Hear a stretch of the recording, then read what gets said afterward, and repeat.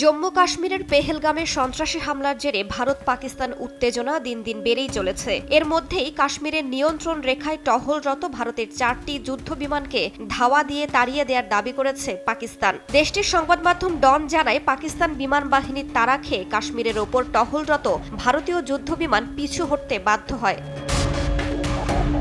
বৃহস্পতিবার কাশ্মীরের নিয়ন্ত্রণ রেখায় পূর্ণমাত্রা সামরিক মহড়া পরিচালনা করেছে পাকিস্তানের সামরিক বাহিনী। এ সময় সাজোয়া যান, অত্যাধুনিক রণসরঞ্জাম নিয়ে যুদ্ধের অনুশীলন করেন সেনারা। পাকিস্তানের সেনাবাহিনী জানায়, প্রতিকূল যে কোনো পরিস্থিতি মোকাবিলায় প্রস্তুত দেশটি।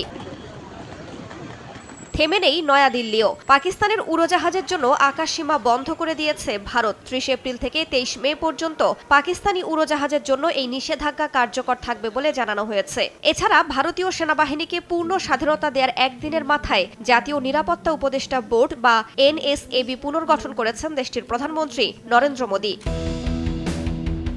টানটান এ পরিস্থিতিতে ভারতকে সংযত করতে মার্কিন প্রেসিডেন্ট ডোনাল্ড ট্রাম্পের হস্তক্ষেপ চেয়েছেন যুক্তরাষ্ট্রে নিযুক্ত পাকিস্তানের রাষ্ট্রদূত। এর আগে পাকিস্তানের প্রধানমন্ত্রী শাহবাজ শরীফ ও ভারতের পররাষ্ট্রমন্ত্রী এস জয়শঙ্করকে ফোন করে সংকট নিরসনের আহ্বান জানান যুক্তরাষ্ট্রের পররাষ্ট্রমন্ত্রী মার্কো রুবিও।